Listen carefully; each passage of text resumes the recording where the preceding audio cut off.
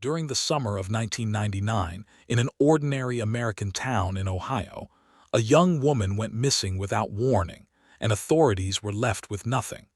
Nearly 2 decades later, one small detail reopened the case, and it uncovered a truth no one was prepared for.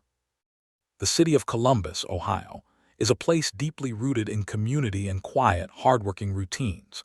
In the late 1990s, before cell phones were in every pocket and social media documented every second of the day, it was a city where people still trusted their neighbors, and teenagers spent their summer weekends driving with the windows down, listening to the radio.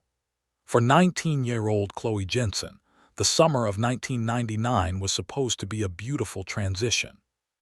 She had just finished her freshman year at Ohio State University, studying graphic design, and was spending her summer break working at a local independent bookstore. Chloe was a deeply observant, gentle young woman with an old soul. She preferred the crackle of vintage vinyl records over modern pop music and spent her weekends taking black and white photographs of the city's architecture.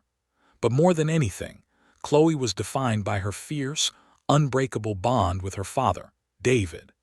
David Jensen was a quiet, sturdy man who managed a local hardware store. He had raised Chloe entirely on his own since she was 10 years old, after his wife tragically passed away from a sudden illness. The loss of her mother had forged an incredible reliance between David and Chloe. They were not just father and daughter, they were a completely unified team. Every Sunday morning, without fail, David would make a massive breakfast of pancakes and bacon, and Chloe would sit at the kitchen table, sketching in her notebook while they talked about everything from art to politics. David was deeply protective, but he also recognized that his daughter was growing into a smart, independent woman. For her high school graduation, David had hand-woven a delicate, bright red thread bracelet for her. He told her it was a symbol of their family, a promise that no matter where she went in life, she would always have a tether to pull her back home.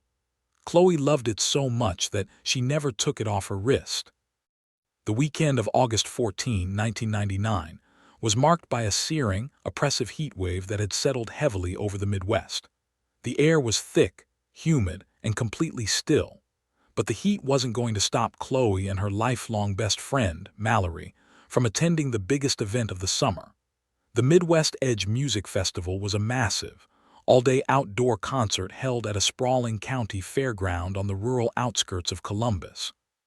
The festival featured a lineup of their absolute favorite alternative rock bands, and the girls had bought their tickets months in advance.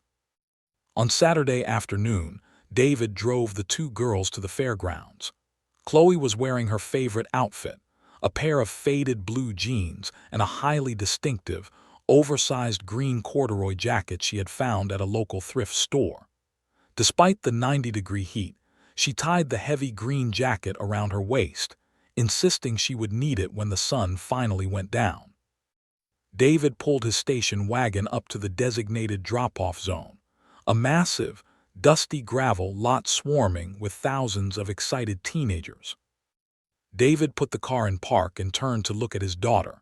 He smiled, handing her a $20 bill for food. He told her to stay close to Mallory, to drink plenty of water in the brutal heat, and to have the time of her life. Chloe leaned over the center console, hugging her father tightly. She promised to call him from a payphone near the main gates the absolute second the final band finished playing.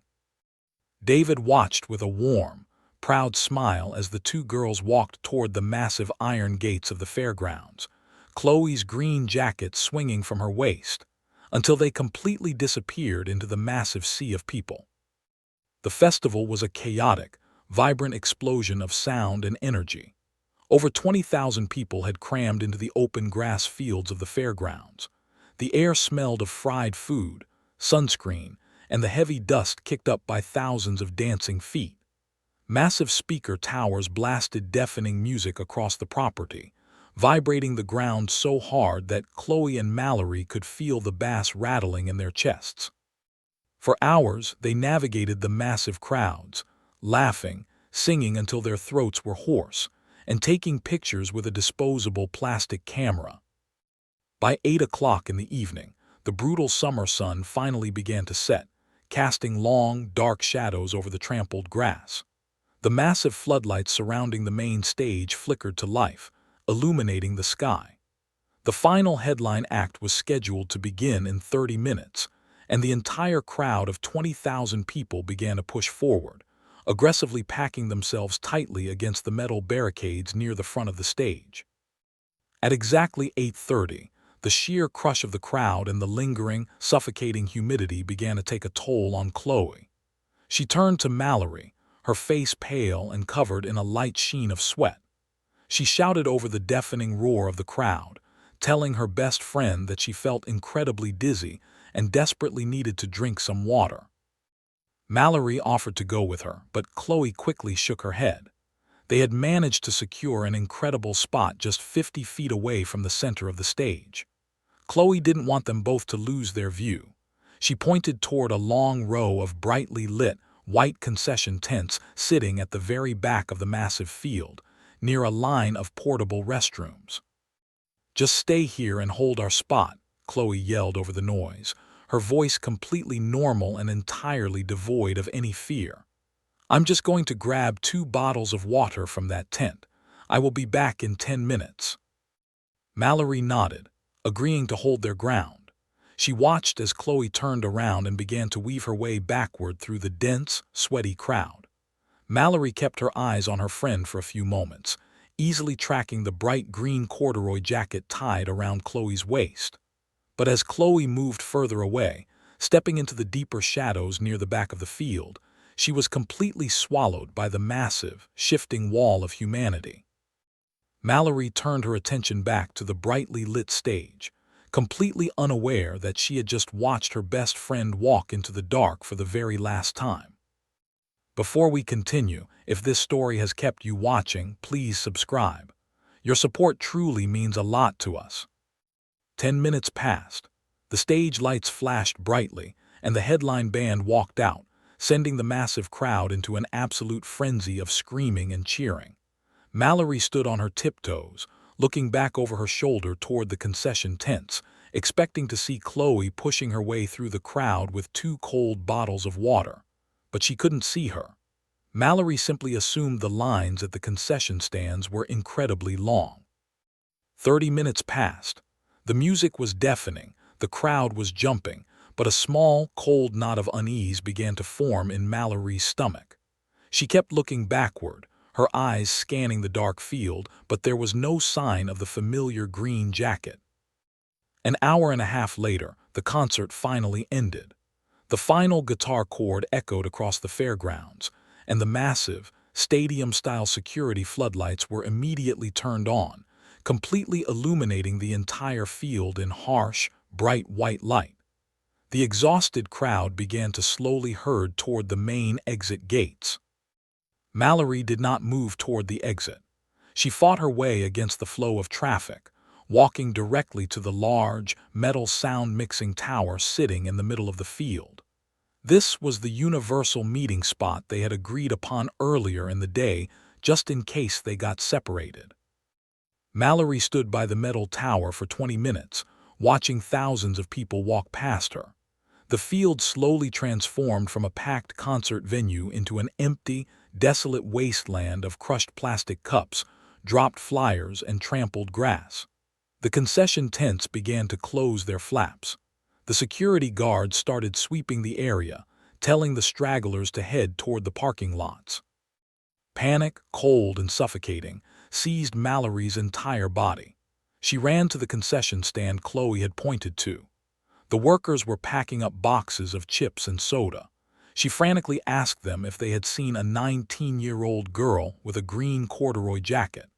The workers just stared at her blankly, explaining that they had served thousands of people that night and couldn't remember a single face.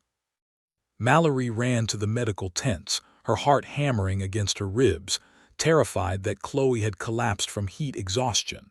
The cots were completely empty. She ran to the bank of payphones near the front gates, hoping Chloe was there trying to call her dad. All the phones were hanging silently on their hooks. At 11:30 at night, David Jensen was sitting in his station wagon in the designated pickup lot, listening to the quiet hum of the local radio station. He watched the massive crowds pouring out of the gates, waiting to see his daughter's bright, smiling face. Instead, he saw Mallory. She was running across the dusty gravel lot, completely alone. Her face was entirely pale, her eyes wide with absolute terror, and tears were streaming heavily down her cheeks. She reached the passenger side of David's car, pulling the door open, struggling to even catch her breath. When David looked at her empty hands and realized Chloe was not standing behind her, a terrible, freezing dread instantly stopped his heart. He stepped out of the car, looking over the roof of the station wagon toward the massive, dark iron gates of the fairgrounds. Mallory sobbed, her voice breaking in the humid summer night as she told him she had looked absolutely everywhere, and that Chloe was completely gone. David stared at the sprawling, echoing fairgrounds, the harsh security lights casting long, eerie shadows across the empty fields. The horrifying, impossible reality of the situation completely paralyzed him. The gates were heavily monitored. The fences were tall. The field had been packed with people. The terrifying question hung in the heavy Ohio air, refusing to be answered. How does a smart, vibrant, cautious young woman completely evaporate into thin air while surrounded by 20,000 witnesses? David Jensen did not wait for the police to arrive. The absolute, suffocating terror of Mallory's words sent a massive rush of pure adrenaline through his veins. He slammed the heavy door of his station wagon, ordered Mallory to stay exactly where she was, and sprinted across the dusty gravel parking lot toward the towering iron gates of the county fairgrounds.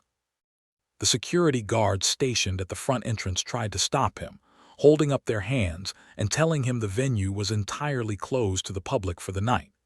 David didn't even slow down. He pushed violently past the guards, his voice roaring with a desperate, primal intensity as he screamed that his daughter was missing. The guards, seeing the absolute, unyielding panic in the father's eyes, lowered their radios and let him run onto the field. The fairgrounds looked like a massive, surreal wasteland under the harsh, bright white glare of the stadium's security lights. The 20,000 people were gone, leaving behind a sprawling sea of trampled grass, crushed plastic cups, and discarded food wrappers. David ran directly toward the center of the field, his dress shoes slipping on the wet, muddy grass. He screamed Chloe's name at the top of his lungs. His voice echoed violently against the massive, empty wooden bleachers and the silent speaker towers. But the only answer he received was the quiet hum of the electrical generators. He ran to the long row of white concession tents sitting at the back of the field. The workers had already packed up and left. The area was completely deserted. David fell to his knees in the damp grass, his chest heaving as he frantically looked around the empty space. A 19-year-old girl simply could not vanish into thin air. She had to be somewhere. But as he stared at the dark, silent perimeter of the fairgrounds, a cold, terrifying realization began to settle over his heart. Chloe was not lost. Someone had taken her. By 2 o'clock in the morning, the Columbus Police Department had descended on the fairgrounds in full force. A veteran investigator named Detective Michael Reynolds was assigned to lead the case. Reynolds was a calm, deeply methodical man in his late 40s, and more importantly, he was a father of 2 daughters himself. When he arrived on the scene and saw David sitting on the tailgate of his station wagon, weeping quietly into his hands, Reynolds made a silent, unbreakable vow to find the young woman. The immediate investigation was an absolute logistical nightmare. A music festival is arguably the worst possible environment for a forensic search. The massive open field had been trampled by 40,000 shoes, completely destroying any chance of finding usable footprints or signs of a struggle. The ground was littered with thousands of pieces of trash, making it impossible to quickly isolate any physical evidence that might belong to Chloe. At the first light of dawn, Detective Reynolds brought in a highly trained team of search and rescue K-9 units.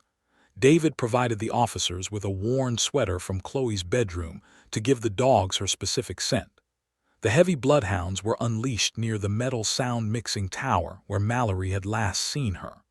The dogs immediately picked up the trail, pulling their handlers across the muddy field directly toward the white concession tents.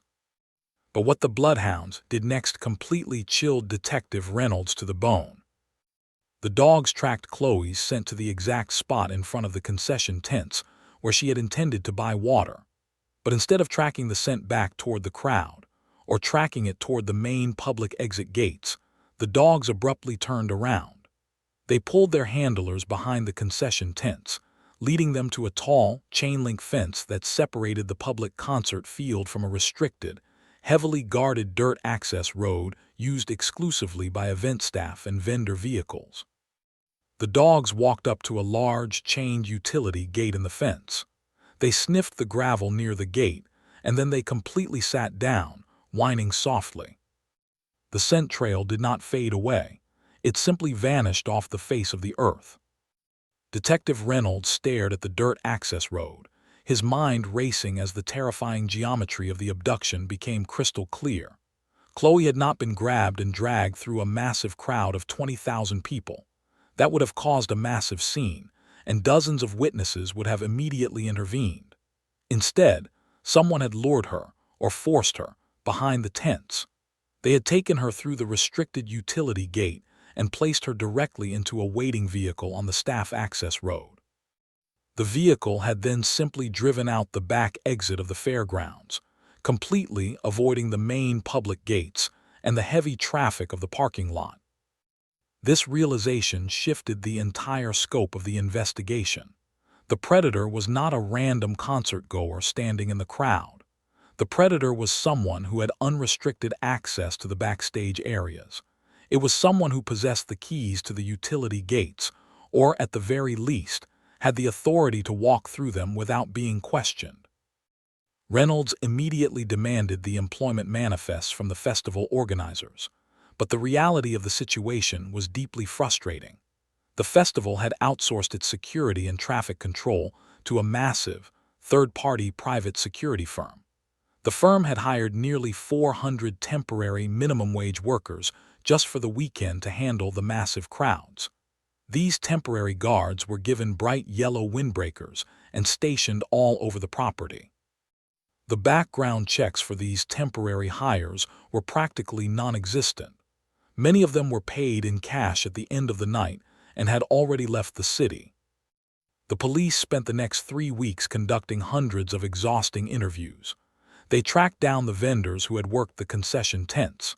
They interviewed the stagehands, the audio technicians, and the parking lot attendants. They set up a massive public hotline, begging anyone with photographs or home video footage from the concert to bring it to the precinct.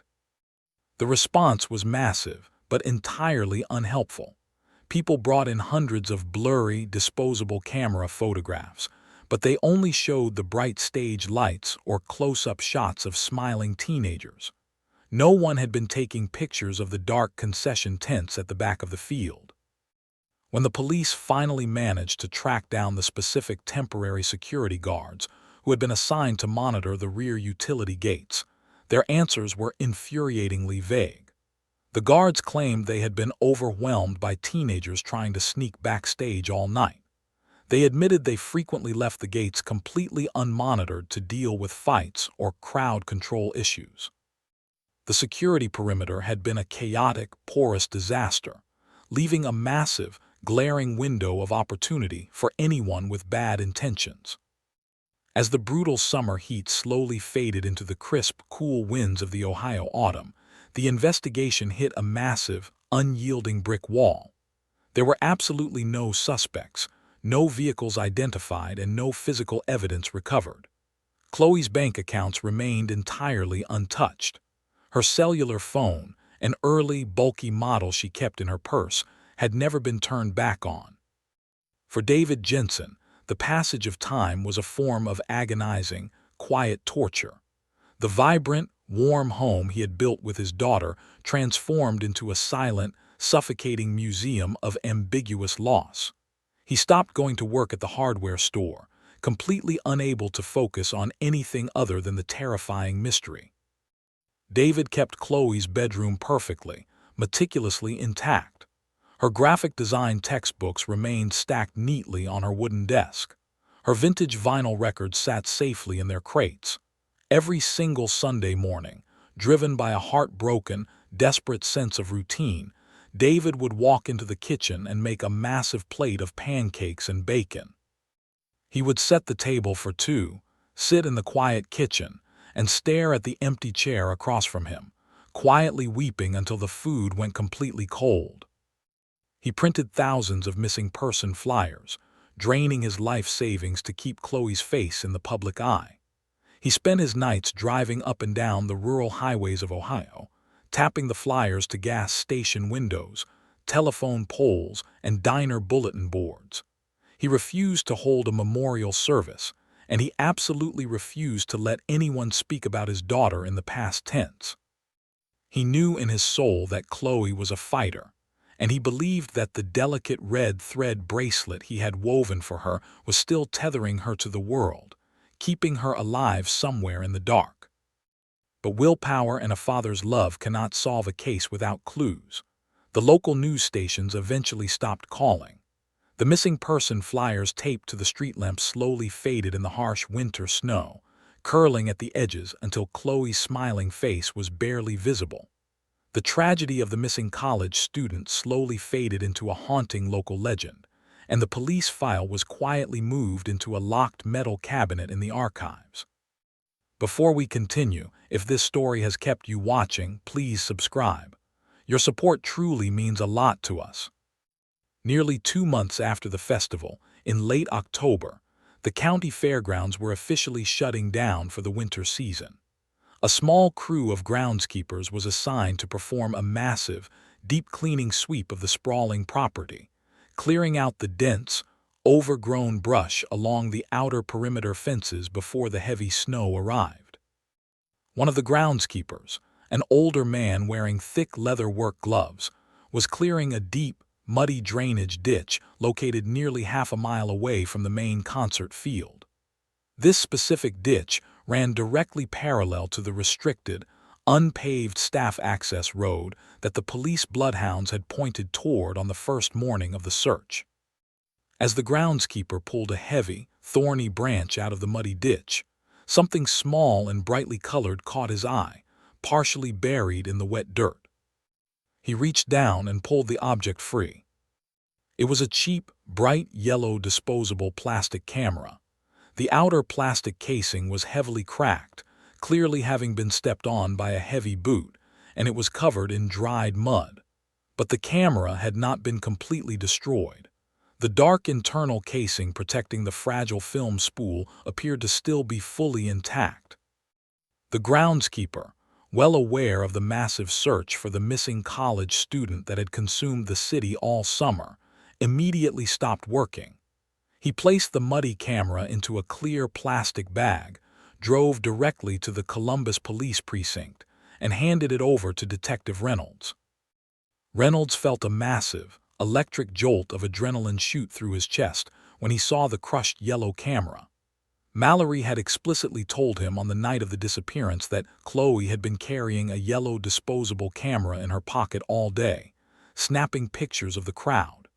If this was her camera, it meant the killer had thrown it out the window of his vehicle as he sped down the restricted access road, trying to destroy any remaining evidence.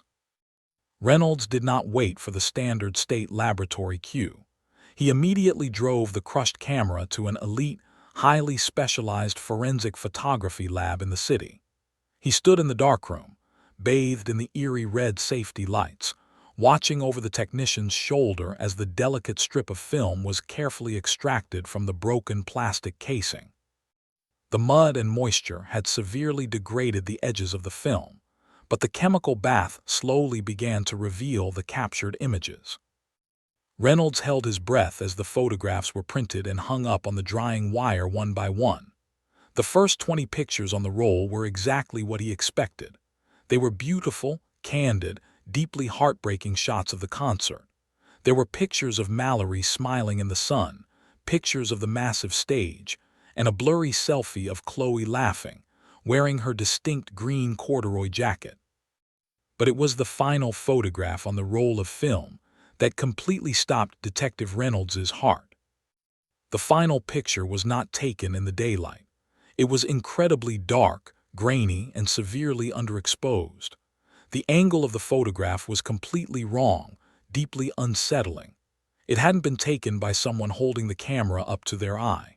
It looked as though the camera had been dropped into the grass, and the shutter button had been accidentally pressed as it hit the ground. The flash of the camera had violently illuminated a terrifying, isolated moment in the dark. The photograph showed the dirt gravel of the restricted access road. Parked in the immediate background, partially hidden in the shadows, was the lower half of a plain white utility van. But standing directly in the center of the camera flash, completely decapitated by the low angle of the lens, was a heavy, masculine figure.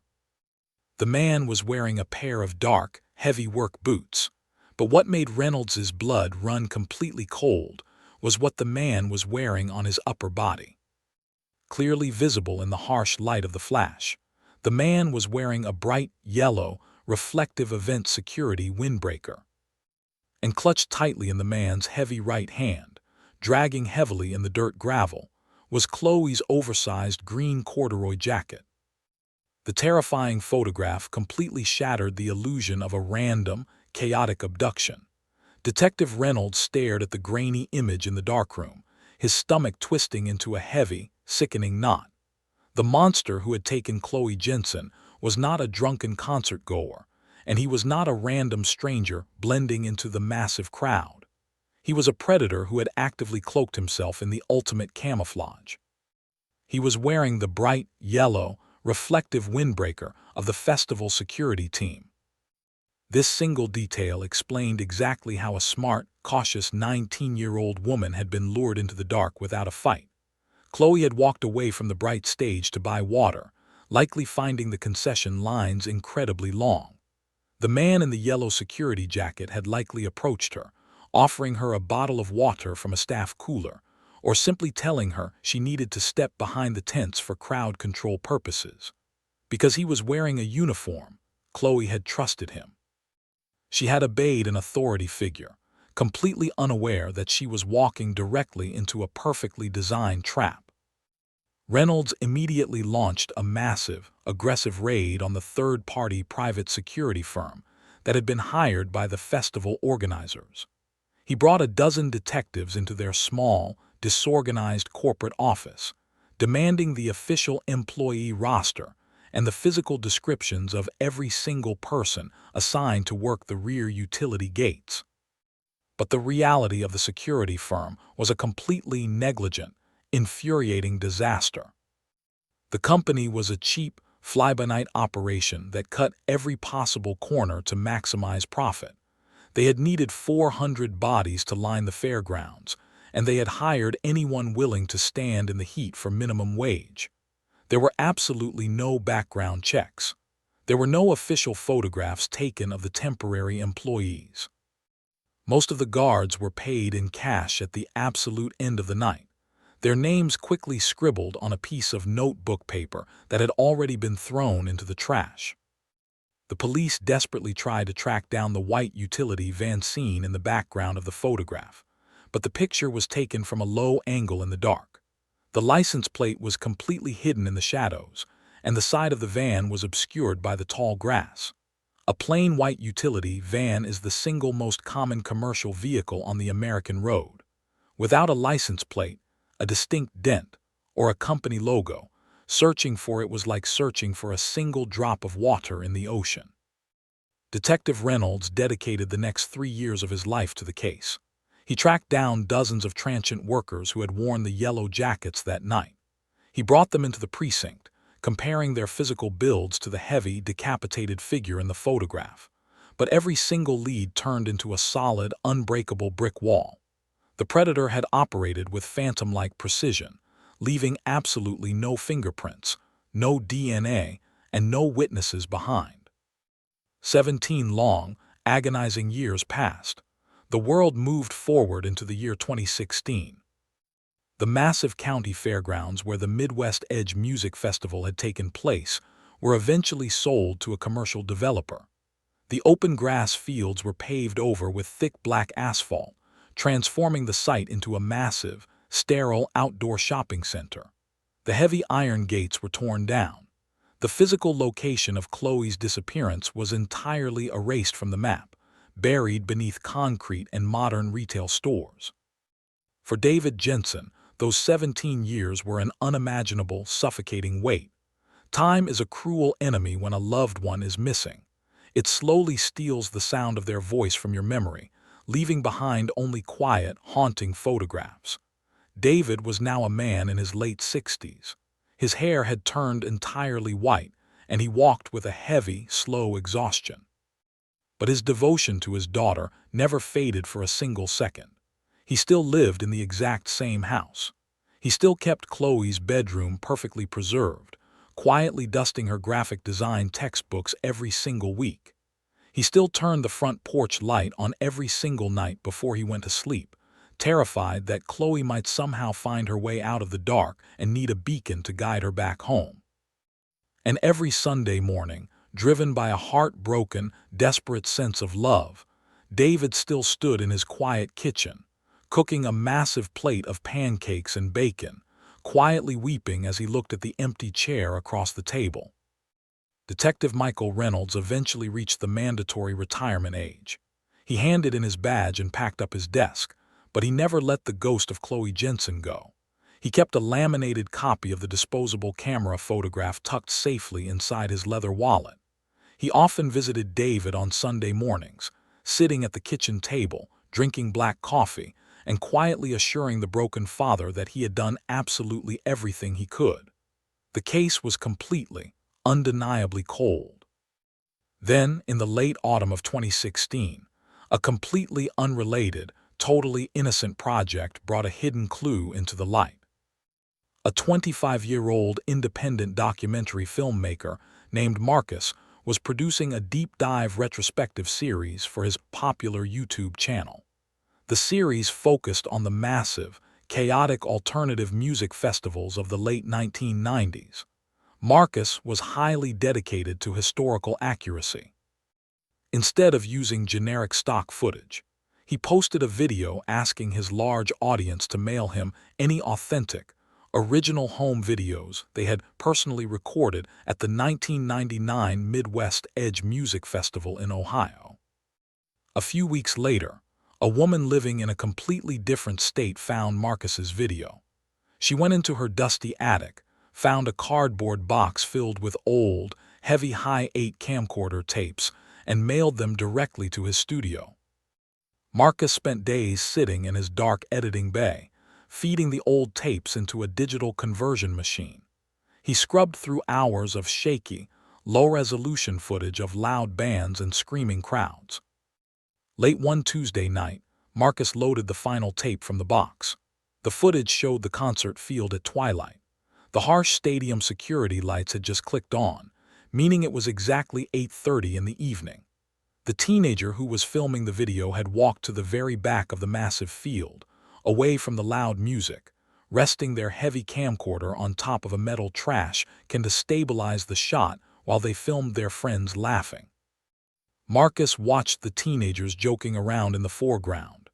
But because the camera was perfectly stabilized on the trash can, the background of the shot was incredibly clear and completely steady. Directly behind the teenagers, in the deep background of the video, were the brightly lit white concession tents. Marcus, who had grown up in Ohio and knew the legendary local ghost story of the missing college student, felt his heart suddenly skip a beat. Walking into the frame, moving slowly away from the bright lights and heading toward the dark, restricted access gate, was a young woman. She was wearing faded blue jeans, and tied heavily around her waist was a highly distinctive, oversized green corduroy jacket. Marcus completely froze. He hit the spacebar on his keyboard, pausing the digital video. He leaned incredibly close to his glowing monitor, his eyes wide with absolute shock. He was looking directly at Chloe Jensen, capturing her final moments of freedom. Marcus immediately reversed the video and played it back at half speed. He watched as Chloe approached the white tents. The camera captured exactly what Detective Reynolds had suspected 17 years ago. A massive, heavily built man wearing a bright yellow security windbreaker stepped out of the shadows. He raised his hand, stopping Chloe. He pointed toward the dark, chain-link utility gate. Chloe nodded, completely trusting the man in the uniform, and followed him toward the fence. Marcus's hands were shaking violently. He knew he possessed a piece of history that could solve a 17-year-old nightmare. But as he watched the man in the yellow jacket pull a set of heavy keys from his pocket and unlock the chain on the utility gate, the video revealed a massive, earth-shattering detail that the disposable camera had completely missed. As the heavy chain-link gate swung open, the bright, massive floodlights from the concert stage reflected perfectly off the side of the white utility van parked on the dirt road directly behind the fence. Before we continue, if this story has kept you watching, please subscribe. Your support truly means a lot to us. Marcus didn't try to enhance the footage himself. He immediately burned the raw digital video file onto a secure flash drive, called the Columbus Police Department Cold Case Unit, and drove directly to the precinct in the middle of the night. The current lead investigator, a sharp and deeply dedicated detective named Sarah Collins, immediately called retired Detective Reynolds. When Reynolds walked into the briefing room and saw the digital video playing on the massive television screen, tears instantly welled up in his tired eyes. He watched the man in the yellow jacket unlock the gate, a horrifying validation of everything he had believed for 17 years. Detective Collins handed the flash drive over to the State Police Digital Forensics Laboratory. The forensic technicians isolated the exact frame where the bright stage lights reflected off the side of the plain white utility van. They used advanced, modern pixel stabilization software to clean away the heavy grain and digital noise of the 1999 camcorder tape. 2 hours later, the forensic analyst printed a high-resolution, perfectly clear photograph and laid it on the briefing room table. The white van was not a rental, and it was not a generic fleet vehicle. Painted directly onto the side panel of the heavy metal door, heavily faded but completely readable in the enhanced photograph, was a highly specific corporate logo. It read, Atlas Commercial Storage and Supply. Detective Collins immediately accessed the deeply archived state business registries. Atlas Commercial Storage was a massive, highly profitable warehousing company that provided heavy equipment and logistics for large outdoor events across the Midwest. They were exactly the type of company that would have unrestricted, unmonitored vendor access to the restricted utility roads at a massive music festival. Collins pulled the company employment ledgers from the summer of 1999. She searched the massive database of truck drivers and logistics coordinators, cross-referencing the employment roster with the physical description of the massive, heavily built man seen in the video. The computer system instantly generated a perfect match. The driver assigned to that specific white utility van on the weekend of August 14, 1999, was a man named Arthur Vance. Detective Collins pulled the background file on Arthur Vance. The physical profile was absolutely terrifying. In 1999, Vance was 45 years old. He stood 6 feet 4 inches tall and possessed a massive, heavily muscled build. He had a long, deeply buried history of violent assault charges that had been quietly dismissed due to lack of evidence. He had used his job as a logistics driver to move freely through the backstage areas of the festival, stealing a yellow security windbreaker to completely disguise himself as an authority figure. But what made the breath completely leave Detective Reynolds' lungs was Arthur Vance's current status. Arthur Vance was not dead. He was not in prison. He was now 62 years old, and he was currently living on a massive, deeply isolated, privately owned farm located 30 miles outside the city limits of Columbus. Collins and Reynolds did not waste a single second. The police captain authorized an immediate, overwhelming tactical response. A massive convoy of heavily armed SWAT vehicles, blacked-out police cruisers, and forensic vans rolled silently out of the city, driving fast down the dark, rural highways toward the isolated farmland. They arrived at Arthur Vance's property just before dawn. The farm was a terrifying, desolate nightmare. The property was entirely surrounded by tall, decaying wooden fences. The main house was a crumbling, two-story farmhouse with thick wooden boards nailed violently over the ground floor windows. The tactical team swarmed the property, moving in absolute, silent coordination. The lead breacher kicked the front door of the farmhouse completely off its hinges. The heavily armed officers flooded the house, shouting deafening commands, sweeping the dark, dirty rooms with their blinding tactical flashlights. They found Arthur Vance asleep in his bed on the second floor. The massive man was violently pulled onto the floor, his hands aggressively secured behind his back with heavy steel handcuffs before he even realized what was happening. Detective Collins and Reynolds walked through the chaotic, filthy farmhouse, but they were not looking for the man. They were desperately looking for the missing girl. The house was entirely empty of any hostages. There were no hidden rooms, and there were no secret basements beneath the floorboards. Collins walked out the back door of the farmhouse, her heart hammering violently in her chest. She looked across the sprawling, overgrown backyard. Sitting about 50 yards away, completely hidden behind a thick wall of dying, thorny brush, was a massive, detached industrial steel barn. The sliding metal doors of the barn were secured by heavy, modern steel padlocks that were entirely free of rust. Collins signaled the tactical team. The officers marched through the wet grass and used heavy hydraulic bolt cutters to snap the thick steel locks. They grabbed the heavy metal handles and pushed the massive sliding doors completely open. The tactical flashlights cut deeply into the pitch-black interior of the barn. Sitting directly in the center of the dark, dusty space, completely covered by a massive, heavy canvas tarp, was a vehicle. Collins stepped forward, her hands shaking as she grabbed the edge of the heavy canvas tarp and pulled it backward. Sitting on the concrete floor was the exact plain white utility van from 1999. The Atlas Commercial Storage logo was still clearly visible on the side panel. The tires were entirely flat, and the engine block was rusted, proving the vehicle had been permanently hidden in this barn for 17 years. Reynolds drew his weapon and walked slowly toward the back of the utility van. He grabbed the heavy metal handle of the rear cargo doors and pulled them violently open. The blinding beams of the police flashlights illuminated the dark, windowless cargo hold of the van. The back of the vehicle was completely empty of any supplies or boxes.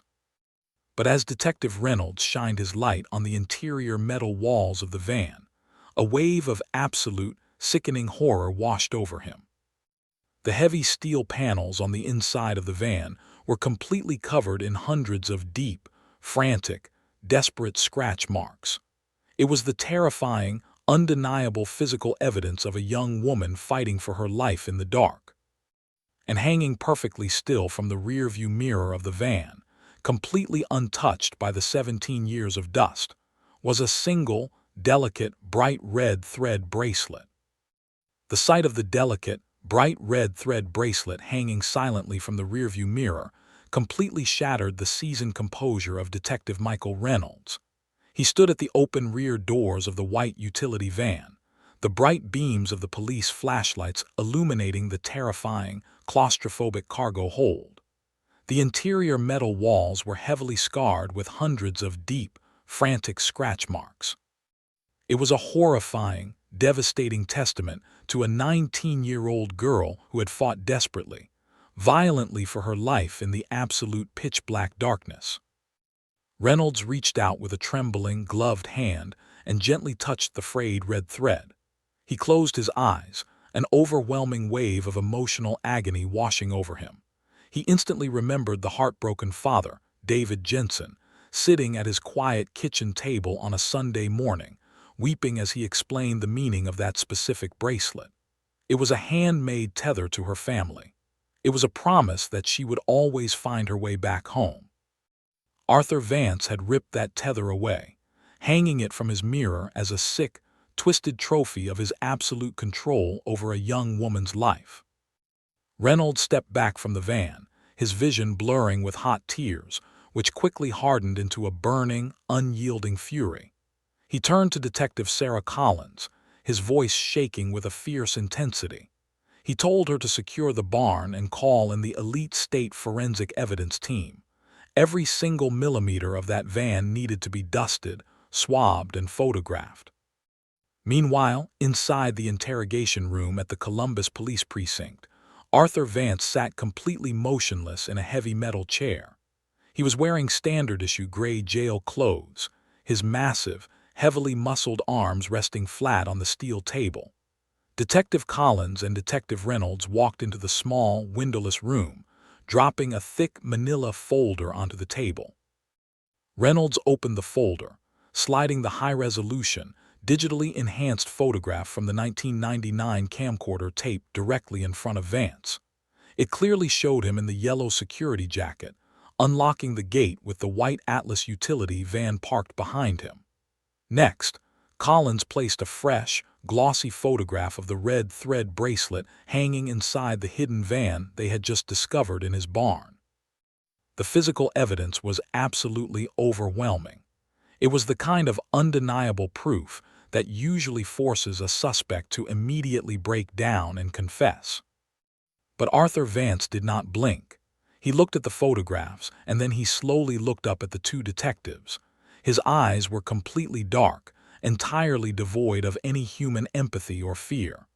A slow, deeply chilling smirk spread across his weathered face. Vance knew the legal system intimately from his decades of prior arrests. He knew that the police had found the van and they had found the bracelet. But he also knew the one critical, massive piece of evidence they were missing. They did not have Chloe Jensen. "You found an old van on my property," Vance said, his voice a deep, gravelly rumble that sounded entirely calm. "You found a piece of string. That proves absolutely nothing. Without a body, detective, you have a trespassing charge and a wild imagination. I want my lawyer." He leaned back in his heavy chair, closing his eyes, completely shutting down the interrogation. Vance was entirely confident that the police would never, ever find the final piece of the puzzle. He believed his secrets were buried too deeply for the world to ever uncover. The refusal to cooperate immediately triggered a massive, desperate escalation in the investigation. The police had a monster in custody, but they legally only had a short window of time to charge him with a major crime before his high-priced defense attorney demanded his release or a bail hearing. They needed to find Chloe, or at the very least, they needed to find her remains to secure a murder indictment. A sprawling, highly coordinated search of Arthur Vance's 50-acre farm was launched at first light. Over 100 police officers, forensic technicians, and specialized K-9 units descended on the property. The farm was incredibly isolated, bordered by dense, overgrown Ohio woodlands and deep, muddy ravines. It was an absolute nightmare of a search grid. The tactical teams used heavy machetes to cut through the thick, thorny brush. The bloodhounds relentlessly swept the perimeter of the decaying farmhouse and the industrial steel barn. The state police brought in advanced ground-penetrating radar units, pushing the heavy machines over every single square inch of the open fields, desperately looking for any massive anomalies in the soil that might indicate a hidden grave. For 3 exhausting, physically punishing days, the search teams tore the massive farm completely apart. They drained a large, stagnant retention pond at the back of the property. They ripped up the wooden floorboards inside the farmhouse, and they excavated the dirt floor of the steel barn. But the farm yielded absolutely nothing. There were no hidden graves, no buried weapons, and no clothing. The ground-penetrating radar showed solid, undisturbed earth across the entire 50 acres. As the sun set on the third day of the search, casting long, dark shadows over the desolate property, the crushing weight of failure began to settle heavily over the command center. The defense attorneys were already filing aggressive motions with the county judge, claiming the police were illegally holding Arthur Vance without sufficient physical evidence of a homicide. Detective Collins refused to let the monster win.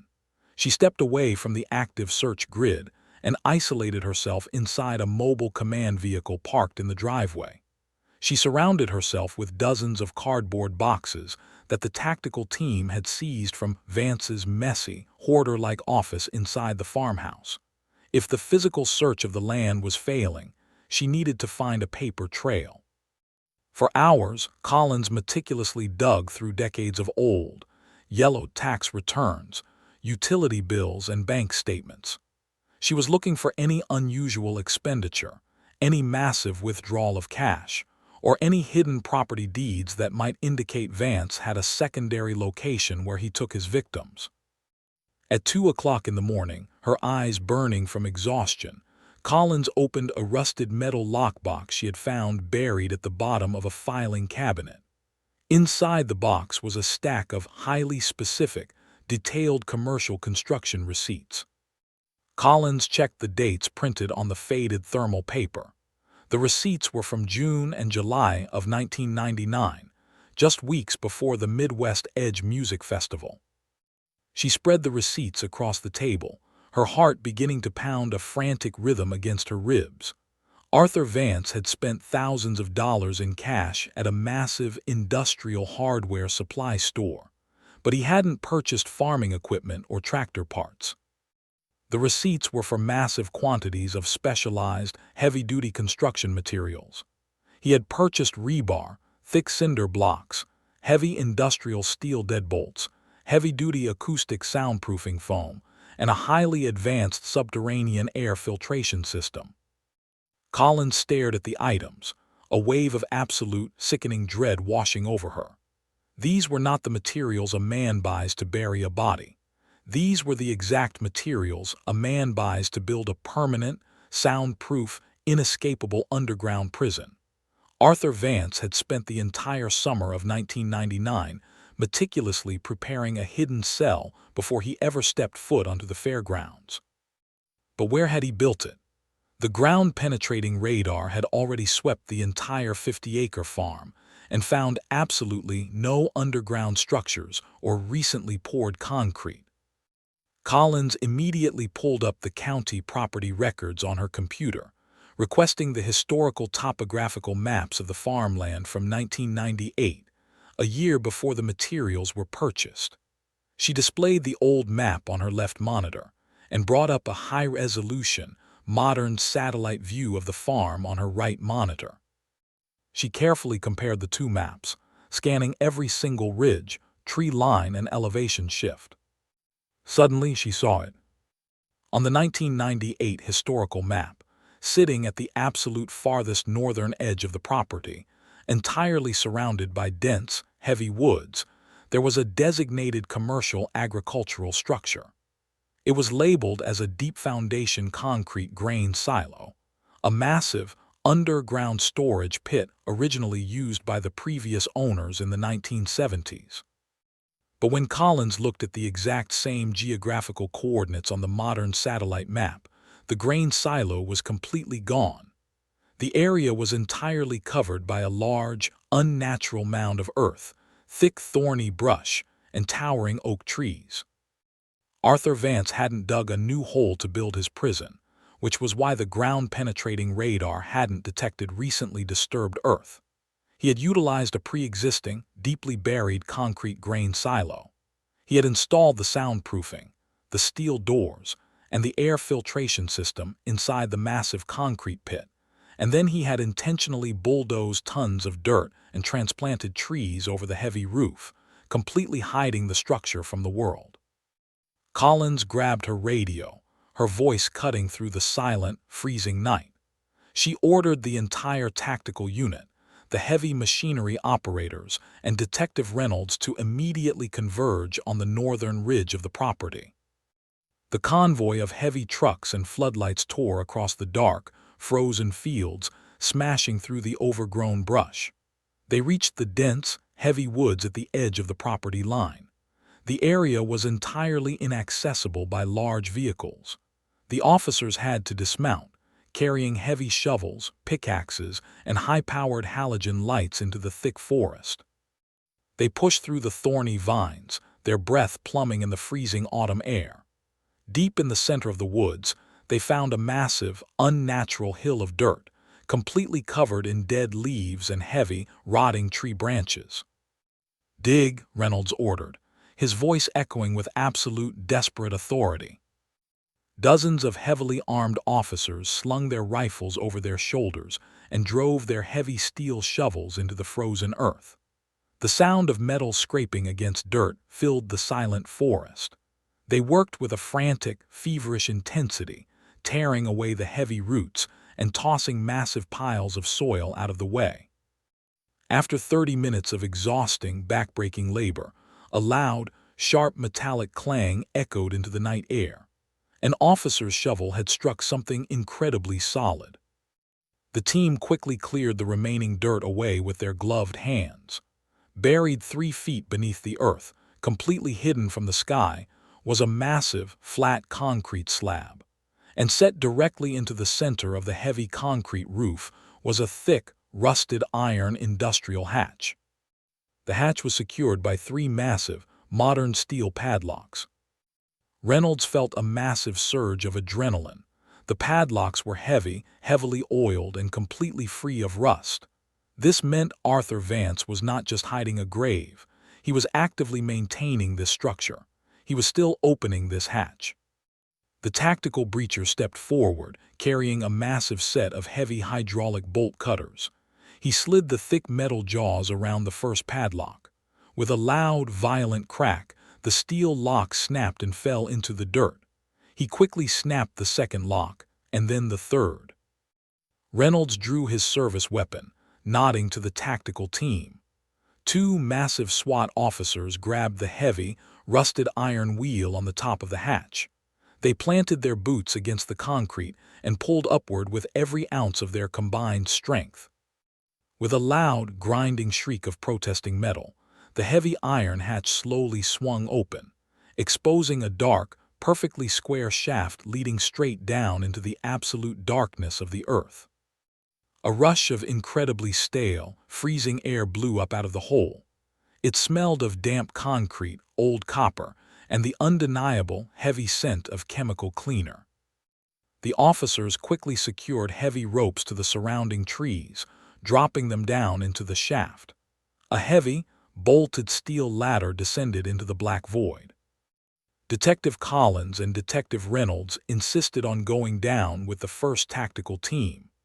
They clipped their harnesses to the safety lines, turned on their blinding white tactical flashlights, and slowly began to climb down the freezing iron rungs. They descended nearly 30 feet straight into the earth, moving deep into the cold, silent belly of the buried silo. When their boots finally hit the solid concrete floor at the bottom of the shaft, they raised their weapons and swept their flashlights across the space. They were standing in a long, narrow concrete corridor. The walls were lined with the thick, heavy-duty acoustic soundproofing foam Collins had seen on the receipts, ensuring that absolutely no sound could ever echo up the shaft to the surface. A thick black electrical wire ran along the ceiling, powering a quiet, humming ventilation fan that pumped filtered air into the subterranean space. The tactical team moved in a tight, silent formation, walking slowly down the dark, freezing corridor. At the very end of the hallway stood a massive, solid steel containment door. It was the kind of heavy, industrial door used in bank vaults or bomb shelters. There was no handle on the inside. The door was secured from the hallway by a heavy, sliding external deadbolt.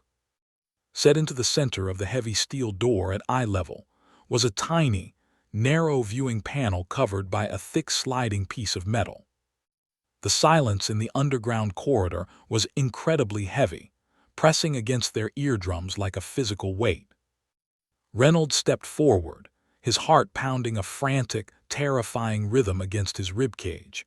He slowly reached out with a trembling hand and slid the metal cover off the small viewing window. He shined his bright tactical flashlight through the thick, scratched glass, illuminating the pitch-black cell on the other side of the heavy steel door. For a terrifying, agonizing second, the room appeared entirely empty. There was a small mattress on the floor, a bucket, and a few scattered plastic water bottles. But then, the beam of the flashlight caught something moving in the deepest, darkest corner of the concrete cell. And echoing from the other side of the thick steel door, completely muffled but undeniably real, came a sound that made the breath permanently leave Detective Reynolds' lungs. It was a quiet, desperate, rhythmic tapping against the heavy metal wall. The faint, rhythmic tapping echoing from the other side of the heavy steel door sent a massive, electric shockwave of pure adrenaline through Detective Michael Reynolds. He did not hesitate for a single second. He holstered his flashlight, grabbed the thick metal handle of the sliding external deadbolt, and pulled it backward with every ounce of his strength. The heavy iron mechanism groaned loudly, resisting after 17 years of use, but Reynolds forced it open. He threw his shoulder against the solid steel door and pushed it wide open. The tactical officers rushed into the cell, their bright white weapons' lights cutting fiercely through the pitch-black darkness. The room was a small, 10 by 10 concrete cube. The walls were entirely bare. The air was freezing and smelled of damp earth and stale dust. Huddled in the farthest corner of the room, sitting on a thin, worn mattress, was a woman. She was incredibly frail, her skin a pale, ghostly white from 17 years without sunlight. She was wearing an oversized, faded gray sweatshirt. She raised her trembling hands, shielding her highly sensitive eyes from the blinding glare of the police flashlights. She squeezed her eyes shut, turning her head away, completely terrified, expecting the monster who kept her in the dark to shout at her. Reynolds immediately raised his hand, signaling the tactical team to lower their weapons and point their flashlights at the floor. He took off his heavy tactical helmet, exposing his face, and slowly dropped to his knees a few feet away from the mattress. "Chloe," Reynolds whispered, his voice thick with an overwhelming, suffocating surge of emotion. "My name is Detective Reynolds. We are the police. You are safe now. We are here to take you home." The woman slowly lowered her hands. She opened her eyes, blinking rapidly as they adjusted to the dim, ambient light spilling in from the hallway. She stared at the men in uniform, her chest heaving with shallow, panicked breaths. She was now 36 years old. Her dark hair was heavily streaked with silver, and her face carried the deep, undeniable scars of profound trauma. But behind the pale skin and the exhaustion, Reynolds saw the exact same gentle, observant eyes he had stared at in photographs for 17 long years. "Is he gone?" Chloe whispered, her voice incredibly weak, cracking like dry leaves underfoot. "He is gone," Reynolds promised, tears openly spilling down his weathered cheeks. "He will never, ever hurt you again." Chloe looked at the open steel door. She looked at the police officers. The massive, heavy wall of pure survival instinct she had built to endure 17 years of absolute darkness finally, completely shattered. A sound of raw, agonizing emotional release tore from her throat. She lunged forward, collapsing into Detective Reynolds' chest, sobbing with a desperate, crushing intensity. Reynolds wrapped his arms tightly around her small, fragile frame, holding her securely as she cried. Every single heavily armed SWAT officer standing in the concrete corridor had to look away to wipe their own eyes. The tactical medics rushed into the underground cell. They gently wrapped Chloe in thick, heated thermal blankets and placed her on a specialized rescue stretcher. They carefully hoisted her up the 30-foot iron ladder, carrying her out of the buried concrete silo and into the freezing, crisp Ohio night air. For the first time in over 6,000 days, Chloe Jensen looked up and saw the stars. While the medics loaded Chloe into the back of a waiting ambulance, driving her Code 3 toward the city hospital, Detective Sarah Collins drove straight back to the Columbus Police Precinct. Arthur Vance was still sitting in the metal chair inside the interrogation room. He was leaning back, his eyes closed, wearing the deeply arrogant, confident smirk of a predator who believed he had permanently outsmarted the world. He opened his eyes as Collins walked into the room, expecting her to finally admit defeat. Collins did not sit down. She stood over the metal table, staring directly into the monster's dark eyes. "We found the grain silo, Arthur," Collins said, her voice completely calm and utterly devastating. "We cut the padlocks, and she is alive. Chloe is currently on her way to the hospital." The arrogant, mocking smirk instantly evaporated from Arthur Vance's face. The blood completely drained from his heavy cheeks, leaving him looking hollow and terrified. He stared at Collins, his breathing suddenly turning rapid and shallow. The invincible fortress he had built had completely crumbled. He wasn't going to face a simple trespassing charge. He was going to face the wrath of a young woman he had entirely underestimated. Vance lowered his head, staring at his handcuffed wrists, finally understanding that his life as a free man was completely over. At 4 o'clock in the morning, David Jensen was asleep in his quiet suburban home. He was abruptly awakened by the loud, urgent knocking on his front door. He put on his slippers, turned on the porch light, and opened the door. Detective Reynolds was standing on the porch. The veteran detective looked completely exhausted, his uniform covered in mud and dirt, but he was wearing the biggest, brightest smile David had ever seen. "David," Reynolds said, his voice breaking with pure joy. "Get your coat, we found her, she is alive." David's knees instantly buckled. Reynolds caught the older man, holding him up as David let out a loud, breathless sob of absolute shock. The 17 years of agonizing, torturous waiting, the thousands of empty Sunday mornings, the fatting flyers on the street lamps, it all culminated in this single, impossible miracle. Reynolds drove David to the regional medical center. The emergency floor was entirely locked down, swarming with police officers and federal agents standing guard to protect the survivor. When David arrived, his hands were shaking so violently he could barely walk. A team of nurses gently guided him down a quiet, brightly lit corridor toward a private recovery room. David stopped at the heavy wooden doorway. He took a deep, trembling breath and slowly pushed the door open. Chloe was sitting up in the hospital bed, hooked up to intravenous fluids and wrapped in warm white blankets. The bright fluorescent lights of the hospital room were turned down low. When the door opened, Chloe turned her head. For a long, incredible moment, the father and daughter just stared at each other. David saw the silver in her hair and the pale exhaustion in her face, but he didn't see a victim. He saw his beautiful, brilliant daughter. "Dad," Chloe whispered, reaching her trembling hand out from beneath the heavy blankets. "Oh, my sweet girl," David choked out, completely breaking down. He ran to the side of the hospital bed, throwing his arms around her head, burying his face in her shoulder. Chloe wrapped her arms around her father's neck, holding him with a desperate, fierce intensity. They wept openly, lost in an ocean of profound, indescribable relief.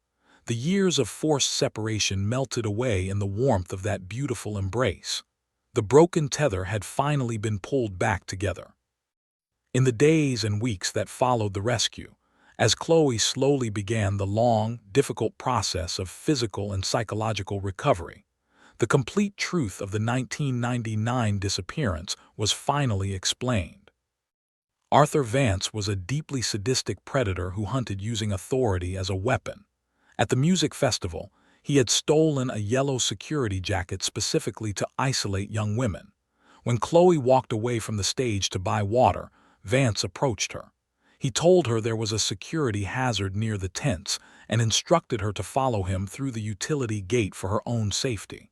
Chloe, trusting the uniform complied. Once they were behind the fence, Vance violently ambushed her, pushing her into the back of his white utility van. Chloe fought back with incredible ferocity, scratching desperately at the metal walls of the van as he drove her away, managing to snap the red thread bracelet off her wrist and leave it hanging on the mirror as a hidden clue. Vance drove her to his isolated farm, locking her inside the soundproof concrete grain silo he had spent the entire summer building. For 17 years, he kept her completely isolated in the dark underground cell, controlling her food, her water, and her access to light. He viewed her as a prized possession, believing that keeping her entirely disconnected from the world would eventually break her spirit and force her to forget who she was. But Arthur Vance had deeply underestimated the incredible, quiet resilience of Chloe Jensen. When Detective Collins gently asked Chloe how she had managed to survive for 17 years in a concrete box without losing her mind, Chloe gave an answer that brought tears to the detective's eyes. She survived by relying on the exact same things she had loved before she was taken. Chloe explained that she refused to let the monster steal her mind. She retreated deep into her own imagination. Every single day, she mentally designed graphic art portfolios, visualizing the colors, the fonts, and the layouts in the pitch-black room. She replayed her favorite vinyl records perfectly in her memory, humming the songs to break the heavy silence. And most importantly, every single Sunday morning, she closed her eyes and vividly remembered the exact smell of her father's cooking. She remembered the warmth of the kitchen, the taste of the pancakes, and the bright red thread he had tied around her wrist. "He could lock the door," Chloe told the detective, her voice quiet but incredibly strong. "But he couldn't lock my memories. I knew my dad was still leaving the porch light on for me. I just had to wait for the police to finally see it." Faced with the undeniable physical evidence of the hidden underground bunker, the scratch marks inside the hidden white van, the old camcorder video, and the powerful, devastating testimony of his surviving victim, Arthur Vance's legal defense completely collapsed. To avoid a highly publicized trial and the potential for the death penalty, Vance signed a full confession and pleaded guilty to aggravated kidnapping, false imprisonment, and multiple counts of assault. The judge showed absolutely no mercy. Arthur Vance was sentenced to 4 consecutive life sentences without the possibility of parole. He was heavily shackled and transferred to a maximum security state penitentiary. The man who had stolen 17 years of a young woman's life was permanently locked inside a small, windowless concrete cell, stripped of all power and control, destined to die alone in the dark. The recovery process for Chloe was incredibly challenging. Re-entering a world that had completely transformed since 1999 was a massive, overwhelming shock. She had to learn how to use a smartphone, navigate the modern internet, and adjust to the fast-paced reality of the new century. But she was never alone for a single second.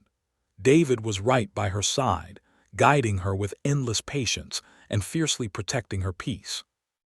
Her best friend, Mallory, who had carried a crushing, heavy burden of guilt for 17 years, finally found closure. When Mallory visited the house for the first time, she collapsed into Chloe's arms, apologizing through heavy tears for letting her walk to the concession tents alone. Chloe hugged her back tightly, instantly and completely forgiving her, refusing to let the darkness of the past dictate the joy of their future. On a bright, beautiful Sunday morning exactly 1 year after she was pulled from the underground silo, Chloe walked into the kitchen of her childhood home. The morning sun was shining warmly through the glass windows, casting a golden glow across the wooden table.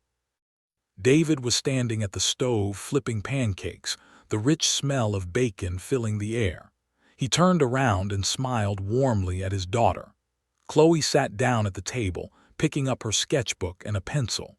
As she reached across the table for a cup of coffee, the morning sunlight caught a flash of bright color on her wrist. Tied securely around her wrist was a brand new, delicately woven, bright red thread bracelet. The story of the college student who vanished at a summer concert, only to be found 17 years later because of a stranger's old home video, became a defining piece of history for the city of Columbus. It was a terrifying reminder that predators can hide in plain sight, using authority and camouflage to manipulate trust. It proved that absolute evil can exist just beneath the surface of an ordinary farm. But far more importantly, it remains a profound, unforgettable testament to the indestructible power of hope and the absolute resilience of the human mind. A monster can lock a young woman in the dark. He can bury a concrete room under tons of earth, completely isolate her from the world, and try to erase her existence. But true love, much like a red thread tying a family together, cannot be broken by distance or time. It waits in the quiet memories, it survives the deepest isolation, and eventually it always pulls you back into the light. Time will eventually expose every buried secret, proving that no matter how long the night lasts, the human spirit will always find a way to break through the dark and finally come home.